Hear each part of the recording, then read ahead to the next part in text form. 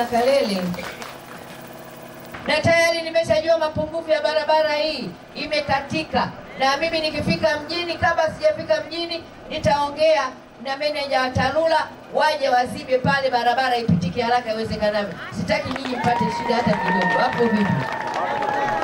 Bake nyinyi ni wajasiriamali, si ndio na Mama Samia Suluhu Hassan alijua nyinyi ni wajasiriamali. Lakini mkalia kilio cha shule. Umbali wa kwetu wa watoto wetu kilomita 25. Mama mbunge, tunaomba tuletewe shule ya msingi. Mama Samia akaleta hela, tukajenga shule ya msingi. Tena akaleta milioni 100 hapa Kalele kuhakikisha jinsi anavyowajali, anavyowathamini, wakasema milioni 100 iende Kalele ikajenge shule ya msingi. Lakini ya kuacha na wale walimu nao wakajengewa nyumba ya kuishi. Lakini sasa hivi nimeongea na mwenyekiti wa kijiji, amesema nyumba ile haitoshi, walimu wengine wanakaa mitaani.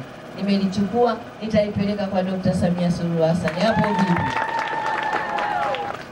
Lakini niwapongeze sana wananchi wa Kalele kwa jitihada zenu na kuona thamani ya kuhakikisha vifo vya kina mama wajawazito tunavifuta kabisa katika maeneo yetu. Hapa mmesema, risala imezungumza, tumepoteza kina mama 2 mwaka jana na mwaka huu.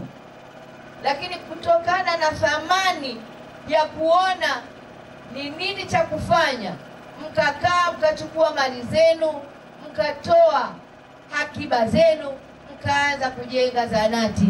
Mwenyekiti wa kijiji cha Katambike, hongera sana kwa kazi kubwa unaoendelea kuifanya, kwa sababu tunaona matunda mazuri ambayo yako mbele ya wananchi wetu. CCM oye! Mmetoa mali zenu, tumejenga zahanati.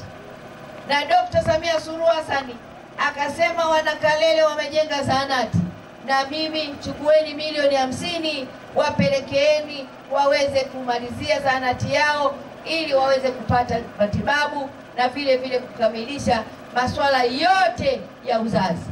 Na ndugu zangu, tayari hapa wataalamu wameniambia hapo ni sehemu ya kina mama wajawazito, watoto na chanjo.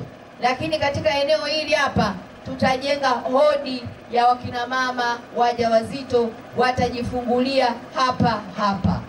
Na tutaendelea kuweka mtandao wa vyoo na kondo kuhakikisha hospitali zahanati ya Kalele inakamilika kwa standardi kubwa na ya kisasa. Hapo vipi? Tumechonga barabara, tumepata shule, tumepata zahanati. Sasa umeme unakuja. Nimeongea na mwenyekiti wa kijiji, yule injinia wetu ambaye anaotuwekea umeme kwenye vitongoji ameshafika, yuko Nzimbo, sasa hivi yuko Baruti.